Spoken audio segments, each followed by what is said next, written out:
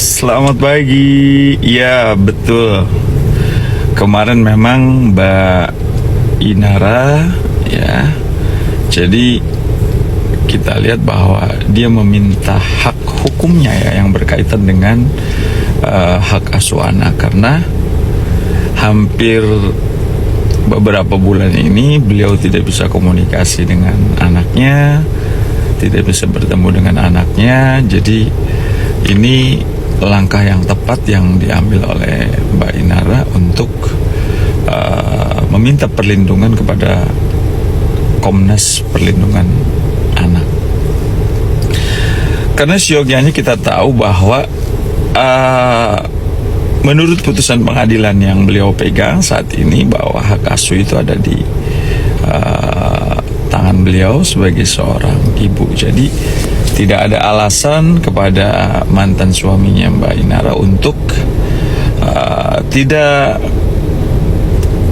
atau melarang Mbak Inara untuk ketemu anak, karena ini juga merupakan bagian daripada satu perbuatan dugaan tindak pidana ya, jika memang itu dilakukan oleh mantan suaminya, yaitu inisial V, bahwa bagian daripada kekerasan psikis ya. Karena apa? Karena dia kan harus juga bertemu dengan ibunya. Jadi pada prinsipnya itu adalah anak bersama ya, anak kedua orang tuanya. Tetapi kita sadar bahwa putusan pengadilan kemarin itu kan hak asuh anak ada di ibunya, ada di Mbak Inara. Jadi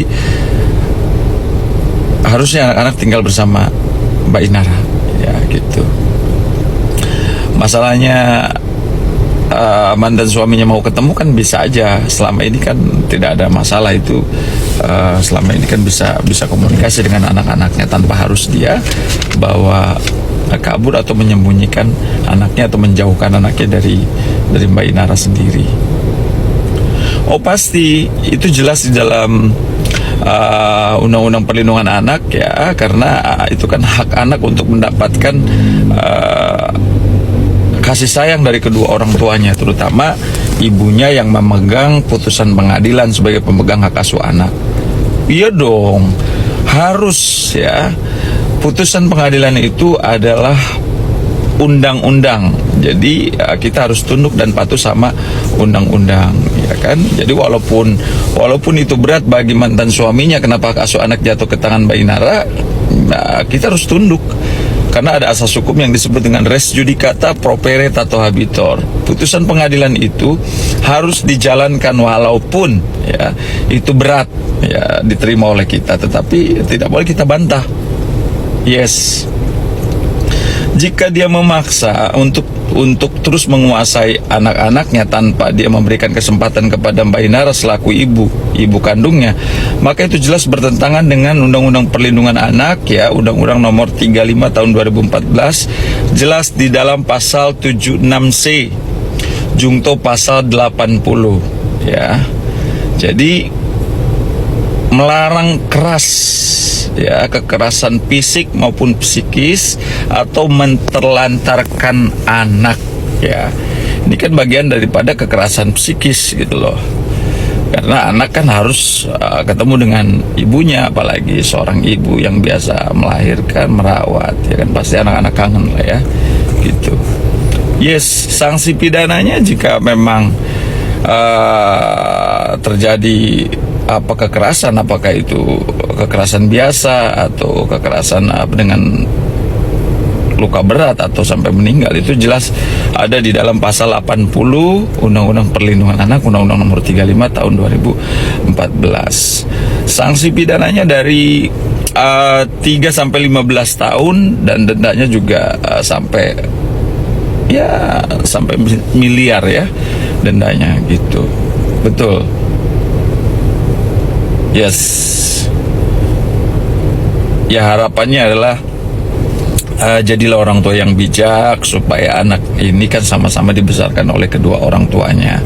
Jangan egois lah.